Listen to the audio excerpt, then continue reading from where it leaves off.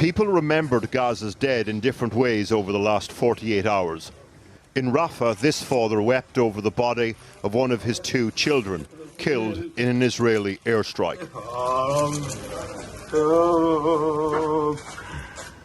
In Falmouth last night, a friend of James Henderson addressed a crowd, one of the British workers killed in an Israeli airstrike. Such a beautiful, beautiful part of all of our lives. And in Rafah, another friend of someone lost picks through the rubble of another strike, which includes food that came in aid packages. America's provided some aid to us and lethal aid to Israel, humanitarian aid to us, military aid to them. It's like saying kill them, but kill them nicely. And there lies the tension internationally, thrown into stark focus since the death of the 7 World Central Kitchen workers on Monday. Pressure is growing on the US and UK governments to suspend arms sales to Israel. Reports today that the drone used in the attack had components manufactured in Britain. At the same time, calls for more aid intensify because of the chilling effect Monday's attack has had on some aid delivery. The founder of WCK accused the IDF of targeting his staff systematically, something the Israelis refute. So this was not just bad luck situation where, oops, we dropped the bomb in the wrong place, or no, this was over 1.5, 1.8 kilometers with a very defined humanitarian convoy that had signs in the top, in the roof, a very colorful logo that we are obviously very proud of, but that's very clear who we are and what we do. The IDF said today that the result of their investigation into the incident had concluded and had been shared with Benjamin Netanyahu. A government spokesperson described an adjustment in practices, but did not expound on what that meant. Clearly something went wrong here. And as we learn more and the investigation reveals exactly what happened and the cause of what happened, we will certainly adjust our practices in the future to make sure that this doesn't happen again. There was already very little aid getting into northern Gaza, most of it via airdrops. And after Monday's attack, some charities have paused aid deliveries. What's striking, though, the number who have not. With almost 200 aid workers killed, NGOs have had to become used to the violence, and the bulk of the work is being done by people who live there. The majority of the humanitarian workers are Gazans. They're the ones who are affected by the conflict themselves, and they, while being affected, are trying to deliver the much-needed humanitarian assistance on an ongoing basis. President Biden spoke with Benjamin Netanyahu over the phone today, their first direct contact since Monday's airstrike. Netanyahu was told that future US support for Gaza depends on new steps to protect civilians and aid workers, and that an immediate ceasefire was essential. Today we spoke to a staffer at the State Department who recently resigned over the US's Gaza policy. I do think there's increasing frustration with the ways in which Netanyahu continues to go against what President Biden has said he wants Israel to do, what he wants Netanyahu to do. My hope is that there's a realization that U.S. interests and Israeli and the interests of the Netanyahu government do not align here. The next big test of US versus Israeli interests is not far away. What shape a ground offensive will take in Rafah, southern Gaza? And what will it mean for the 1 million plus people now living there? Porrick O'Brien, and in the last few minutes, Reuters has reported the US Secretary of State Antony Blinken adding his voice to the hardening line from America, warning if we don't see the changes from Israel that we need to see, there'll be changes to US policy. Well, earlier I spoke to Tess Ingram from UNICEF, who has spent today travelling up and down the Gaza Strip, and I asked her what conditions are like.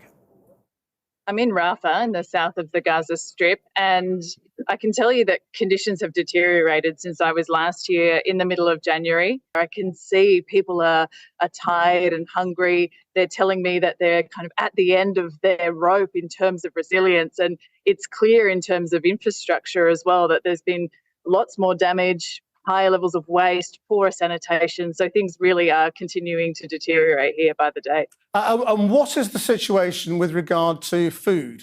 Food is limited. We're still not getting enough humanitarian aid in. And the very little aid that we are getting in, it's really difficult for us to distribute that across the Gaza Strip to the people that need it, particularly in the north, where we know that a famine can happen at any moment now. I was in a hospital today in the middle area in Deir Balah, and I met so many children who are malnourished, including one boy, Omar, who's 7, who'd come down from the north just 2 days ago. His grandmother said he'd been living on grass. I mean, we've heard lots of Israeli spokespeople over the last few days saying this is a false narrative, that it's not true that people in Gaza are on the brink of starvation. From what you've seen, are people on the brink of starvation? Yes. It honestly depends where you are, and the situation is worse the higher up you go through the Gaza Strip. So the middle area compared to Rafah, it's worse. North compared to the middle area, worse again. And I honestly was shocked today, Krishnan, at this hospital in the middle area by the number of children and adults that I saw who looked incredibly malnourished. And the head of paediatrics there told me that the number of cases he's admitting in general have gone up 3 times. And of those, 90% of the children that are being admitted have malnutrition. So what is the problem in terms of getting the aid that is coming across the border out? I mean, Israel says there is more aid coming in now than there was before. So where is it? Well, I don't agree that there's more aid coming in now than there was before. I just had a look at the numbers that we have on the trucks coming in. And since the beginning of March, we've averaged 156 trucks a day. Now, before the war, it was 500. The little aid that we do get in, we then have to take it through a war zone. These 2 crossings that we have are both in the south. So we then have to traverse the entire Gaza Strip. And as we saw with the tragic incident on Monday night where our colleagues were killed, it's not safe here. The systems that are meant to protect us are not functioning. And then on top of that, there's all sorts of logistical issues like damage to roads, crowded streets, telecommunications blackouts. It's really, really difficult. And has that strike on the World Central Kitchen convoy now made a difference again this week? Has it reduced the amount of aid getting to people? Well, World Central Kitchen was one of the main players distributing food here. They've paused their operations along with some other NGOs, so I'm sure that is going to have an impact. And of course, some of the food that they were going to unload turned around and went back in the opposite direction, which is just heartbreaking to see when we know kids are dying from malnutrition. We as the UN are staying and delivering, but, you know, again, it's not easy and we have to do so much more. The numbers are quite mind-boggling, though. I mean, you know, World Central Kitchen, for example, said that there were hundreds of thousands of meals per day that were now cancelled. Now, does that mean that there are hundreds of thousands of people who are going hungry? Yeah, that's right. The food and the aid is so scarce that a lot of people are relying on a meal a day. So if they're not getting that one meal from World Central Kitchen, or they're not able to get an aid delivery from WFP that contains flour to make bread, then they're probably not going to eat that day. And I've spoken to families that have told me that's the case. They're sharing maybe one tin of beans between, 4 or 5 people. Can I also just ask you about the sort of the attempts to get aid in through the sea? I mean, we've heard this American idea of building sort of pontoon. What difference are those operations likely to make? How long will they take to make a difference? Well, some of them we've been told are more than 6 months away, and we just don't have 6 months to wait. The children of Gaza need food now, not in 6 months' time. But that aside, the most efficient way to get food in is through land routes. And there are other land routes that we can open that would take us straight into the north, 10 minutes away from where these kids are dying of malnutrition. So to us, that's the best option. And we're really advocating hard for these extra crossings to be open. There's no reason why we can't open one of them. Thank you very much. Well, I'm joined now from Oslo by Jan Egeland, the Secretary-General of the Norwegian Refugee Council and a key diplomat in the Oslo process of the 1990s. The American language is really ratcheting up tonight, with the Secretary of State apparently saying if Israel doesn't change course, American policy will change. But America is still sending Israel weapons. So what does this language really mean? Well, it would hopefully mean something if there is some teeth to the diplomacy finally. I do sense a change now. I hope this is a watershed moment. 6 international aid workers were killed after 200 Palestinian aid workers have been killed. And now it's sinking in capitals like Washington, London, Berlin, that they have had a diplomacy that has had an astounding impotence. They haven't been able even to help us to get aid to the children of Gaza, but they have been willing to provide the tools for this indiscriminate assault on the civilian population. I think things will change, but there has to be sanctions. There has to be much more teeth to the diplomacy. What do you mean by sanctions? What do you want to see? Well, I would like to see, for example, we will not provide you the tools for the destruction and bombs like the Americans seem to now be giving, which are indiscriminate. I mean, it's heavy bombs, taking down entire apartment houses and so on. We won't do that until you have a deconfliction system that the humanitarians can work on and with. We have access through many border crossings and end with these ridiculous airdrops and also the very chaotic maritime route. There is a ceasefire ending the indiscriminate attacks, and there is also a start of some kind of a political process to end all of this. Right, and having been, I know you were in Gaza as well recently. I mean, how can you get the aid moving? You know, it's clear that people are starving. How can you get it moving now in a safe way? By opening up several road crossings.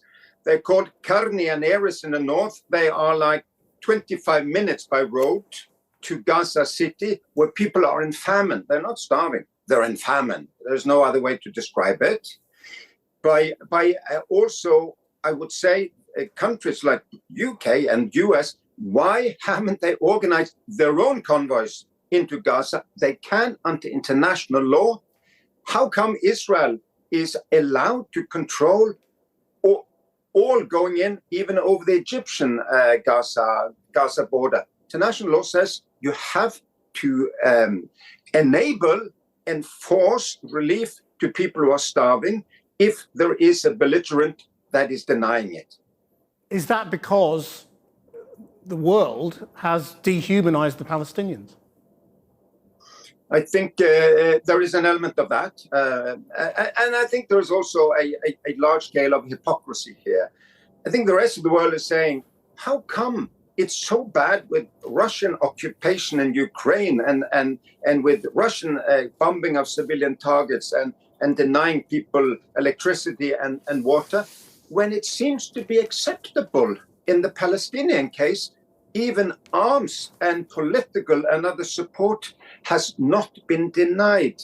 So the moral authority of our main donors is also at stake here. I think things are changing. I sense a change now. I think this is a watershed moment. I see the discussion in London, in Washington, and even in Berlin now saying enough is enough. Israel cannot continue as they have. Jan Egeland, thank you very much indeed. Aisha. Thanks, Chris. Channel 4 News has been told that officials in the Department for Business and Trade have threatened to stop working over UK arms sales to Israel. It comes after the publication of a letter signed by over 600 lawyers warning that the UK could be failing its obligations under international law. Our senior political correspondent Paul McNamara is in Westminster. Paul. Yes, these are officials, we understand, involved with the overseeing of the export of arms to Israel. Their fear that what they're being asked to do may break international law, and that under international law, ignorance is no defence. In the last few minutes, the head of bargaining at the PCS union, Paul O'Connor, has told Channel 4 News, quote, "We believe that the UK government has an obligation to do all it can to halt the onslaught. As it does not appear to be willing to do so, we are seriously considering taking legal action to prevent our members from being forced to carry out unlawful acts." They go on to add, "We do not take such cases lightly, and we only do so where we have reasonable prospect of winning." Important to add, the government have responded to this. They've said, quote, "We keep advice on Israel's adherence to international humanitarian law under review and will act in accordance with that advice. All export license applications are assessed on a case-by-case basis against the strategic export licensing criteria." But look, it's not just these officials that have an issue with arms sales to Israel at the moment. Three Supreme Court judges and 597 other of the most preeminent voices in the legal profession have an issue with it too. They've written to the Prime Minister saying that they want a ban on arms sale. We caught up with one of the senior barristers this afternoon. This is what he had to say.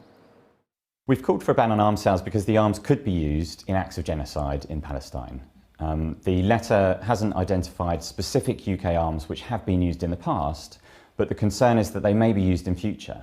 And it's in order to try to prevent that, that we say a ban is appropriate. And is that what you believe is going on in Palestine now? A genocide? It's a very punchy word to be using. It's a very punchy word and it has a very specific legal meaning. There is a serious risk of genocide. The UK is a party to the Genocide Convention, and that gives it certain obligations. And one of the obligations comes about where there's a serious risk of genocide. So it's quite specific words that are used to define what's going on. If there is a serious risk of genocide, then what the UK is required to do is to take all reasonable steps to try to avoid it. Look, the government is constantly receiving legal advice. Labour have asked for that legal advice to be made public. Do you want it to be made public?